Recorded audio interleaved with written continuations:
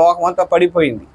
కాబట్టి అందరూ ఎవరికి వాళ్ళు ఎవరి ఇష్టానుసారంగా వాళ్ళు జీవిస్తూ ఉన్నారు. అందుకని బైబిల్ గ్రంథంలో స్పష్టంగా రాయబడింది ఏంటంటే, కాబట్టి మనము దేవుని సంతానమై ఉండి మనుషుల చమత్కార కల్పన వలన కల్పించబడిన బంగారమునైనను, మనుషుల చమత్కారం ద్వారా కల్పించబడినటువంటి బంగారమునైనా వెండినైనా అలాగే రాతినైనా, కొంతమంది బంగారంతో కొన్ని చేసుకుంటున్నారు, కొంతమంది వెండితో కొన్ని చేసుకుంటున్నారు, కొంతమంది రాయితో చేసుకుంటున్నారు, కొంతమంది చెక్కతో చేసుకుంటున్నారు.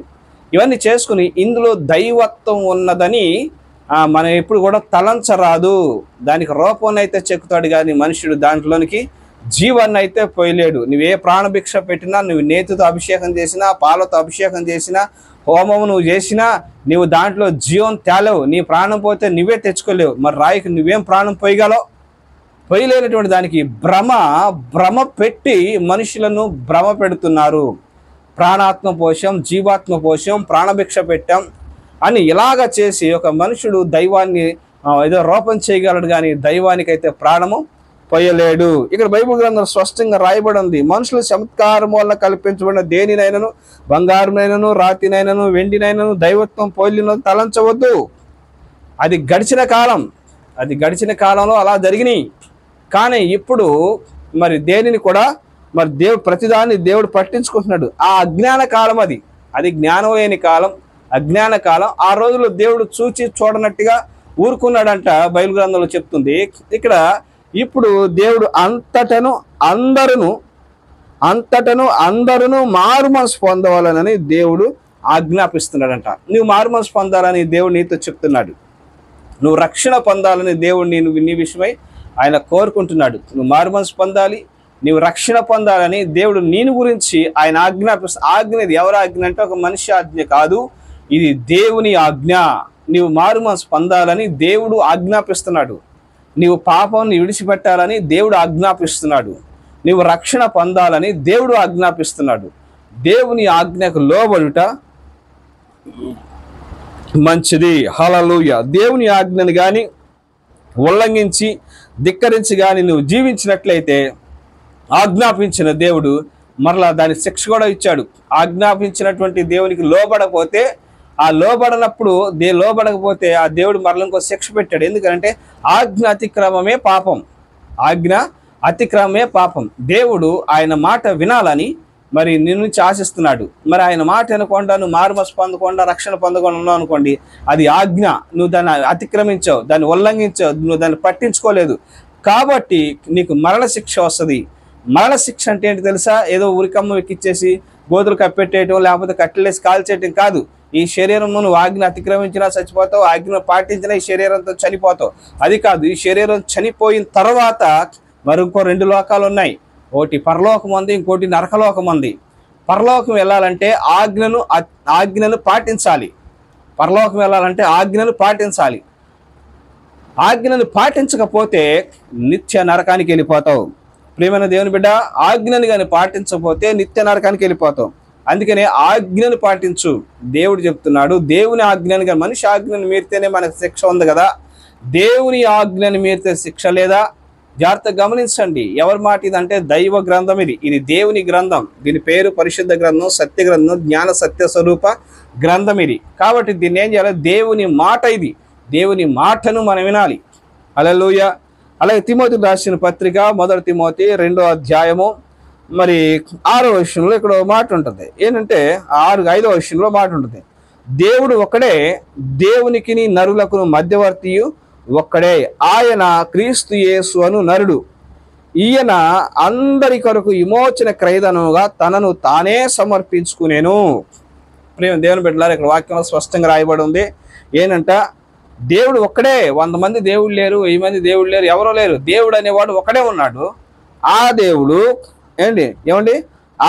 దేవుడు ఒక్కడే, దేవునికి నరులకు మధ్యవర్తి ఒకడే.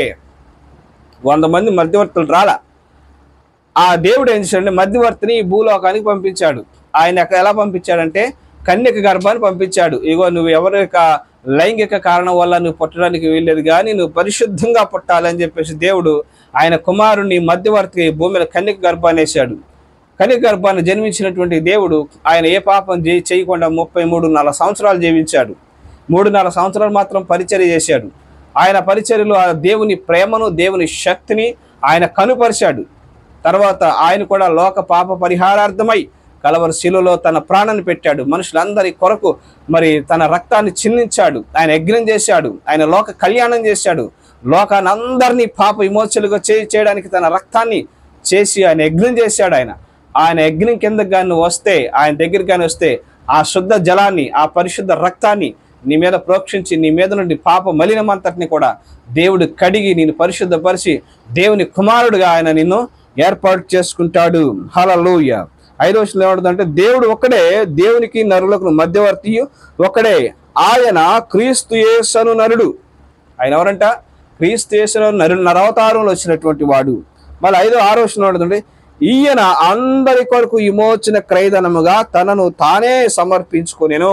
ఈయన మనుషులందరి కొరకు విమోచన క్రయధనముగా మనందరి కొరకు ఆయన తన ప్రాణాన్ని పెట్టాడు. ఎందుకని అంటే ఆయన మనుషులందరి కొరకు తన ప్రాణాన్ని పెట్టాడు. ఒకరు కాదు, ఇద్దరు కాదు. ఇక చూడు, ఆ కాలమందు అజ్ఞాన కాలమందు దేవుడు సూచి చూడనట్టుగా ఉన్నాడని అపోస్తలుల కార్యంలో రాయబడి ఉంది.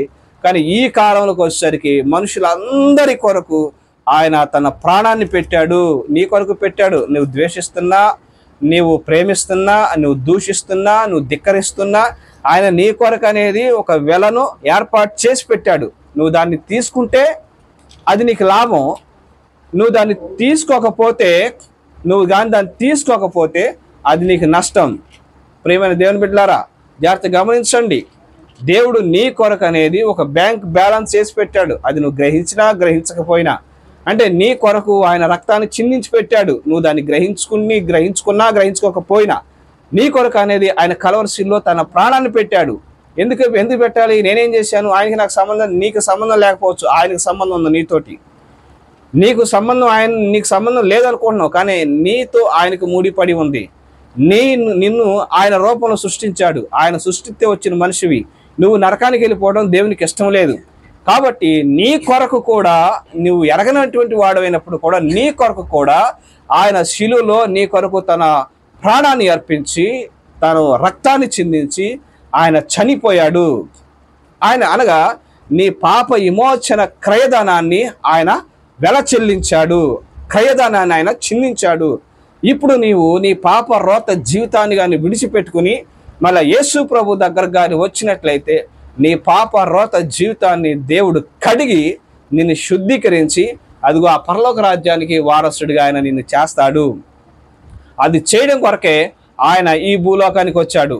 ఒకవేళ నేను అంగీకరించను, నాకు ఇలాగే ఉంటుంది, నాకు దేవుడితో పని ఏంటి, నా వ్యవహారం, నా జీవితం అని కానీ నువ్వు ఇలాగే ఉన్నావు అనుకోండి, ఏదో ఒక రోజు చచ్చిపోతావు. నువ్వేం భూమి మీద ఏమి రాయిలాగే నిలబడవు. ఏదో రోజు చచ్చిపోతావు, చితికిపోతావు, నువ్వు కుళ్ళిపోతావు, నీ దేహాన్ని పురుగులు తినేస్తాయి, లేకపోతే కట్టిలో గంటలో కాలి బూడిదైపోతావు. కానీ ఏదో రోజు నీకు మరణం వచ్చేద్ది. కానీ పాప విమోచన లేని వాడవుగా కానీ నువ్వు కన్ను మూసి లోకాన్ని నుంచి నువ్వు వెళ్ళిపోయావు అనుకోండి, ఆ తర్వాత మరొక లోకం ఉంది. అది అరుపులతో, కేకలతో, గోలమండి, మరి పిచ్చి ఎర్రి కేకలు, ఉన్నదంతా గొంతు చించుకుని అరిసే కేకలేసేటువంటి స్థలం అది. ఇంతకు ముందుగా వెళ్ళిపోయినటువంటి వాళ్ళందరూ కూడా అక్కడ పడి అరిసి కేకలు వేస్తున్నారు, ఏడుస్తున్నారు, అరుపు పిచ్చి కేకలు వేస్తున్నారు. అయ్యో, మేము తెలియక ఈ లోకానికి వచ్చాం, నరక లోకానికి వచ్చాం, దేవుని తెలుసుకోకుండా ఇష్టానుసారంగా మేము జీవించి నరకానికి వచ్చాం. ఈ భూమి మీద ఇంకా మా వాళ్ళు, మా బంధువులు, మా స్నేహితులు, మా రక్త సంబంధికులు ఎంతో మంది ఉన్నారు. వాళ్ళకి ఎవరైనా వెళ్ళి సువార్త చెప్పి మారిస్తే బాగుండు అని వాళ్ళు అక్కడుండి మీ కొరకు విజ్ఞాపన చేస్తున్నారు, ఏడుస్తున్నారు, గోల పెడుతున్నారు. నువ్వు ఈ భూలోకంలో ఉండి దేవుని రక్షణ సువార్తను వినకుండా ఇష్టానుసారంగా నువ్వు ప్రవర్తిస్తున్నావు, జీవిస్తున్నావు. చాలా జాగ్రత్త సుమా. నీ కొరకు ఆయన తన ప్రాణాన్ని పెట్టాడు. దానికి నువ్వు లోబడు, దేవునికి లోబడు. వ్యర్థమైన వాటికి లోబడద్దు, వ్యర్థమైన మొక్కలు మొక్కొద్దు, వ్యర్థమైన తిరుగులు తిరగొద్దు, వ్యర్థంగా నీ ధనాన్ని ఖర్చు పెట్టొద్దు. దేవుని వైపు తిరుగు. నీవు ఉన్న చోట నీ ప్రార్థన చేయి, నీ పాపాలు ఒప్పుకో, పాప క్షమాపణ అడుగు దేవుణ్ణి. ఆయన రక్తంలో నీ ప్రతి పాపను కడిగి నీకు నూతన మనస్సును, నూతన హృదయాన్ని ఇచ్చి నీలో పాప ఆలోచన రాకుండా దాన్ని తీసివేసి నిన్ను ఆయన ఏం చేస్తాడు?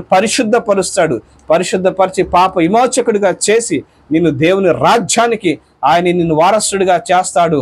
ప్రియమైన దేవుని కుమారుడా, దేవుని కుమార్తె, నువ్వు ఎవరైనప్పుడు కూడా దేవుడు నీ కోసం తన ప్రాణాన్ని పెట్టాడు. చాలా జాగ్రత్తగా గమనించు. 1 తిమోతి పత్రిక 2వ అధ్యాయంలో అక్కడ మాట రాయబడి ఉంటుంది. ఏముంది అక్కడ? 1 తిమోతి పత్రిక 2వ వచనంలో ఈయన ఎవరంట? అందరి కొరకు విమోచన క్రయధనముగా తనను తానే సమర్పించుకున్నాడు. అందరి కొరకు. ఇగో నేను నమ్మాను, నేను అంతకుముందు నమ్మలేదు, ఇప్పుడు నేను నమ్మాను. నా కొరకు ఆయన పాప విమోచనను కలిగించాడు, నాకు క్షమాపణ ఇచ్చాడు. నువ్వు రా యేసు ప్రభు దగ్గరికి, నీకు పాప విమోచన కలుగుద్ది. పాప విమోచన లేదు, బలులు అర్పించినా కోడులు అర్పించినా ఎక్కడ నాకు విడుదల లేదని బాధపడుతున్నావా? ఆ బలులు కోడులు మొక్కులు మొక్కడం వల్ల ఇంకా నువ్వు పాప బంధకాల్లో కూరికిపోతా ఉన్నావు. ఇంకా నువ్వు పాప బంధకాల్లో కూరికిపోతున్నావు. దాంట్లో నుంచి బయటికి రా.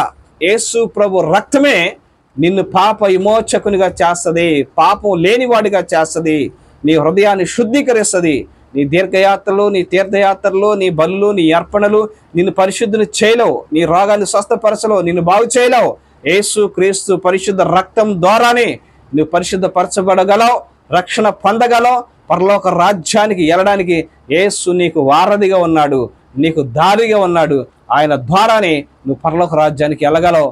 ప్రియమైన దేవుని కుమారుడా, నీ జీవితాన్ని దేవుని సమర్పించుకో, నువ్వు రక్షణ పొందుతావు.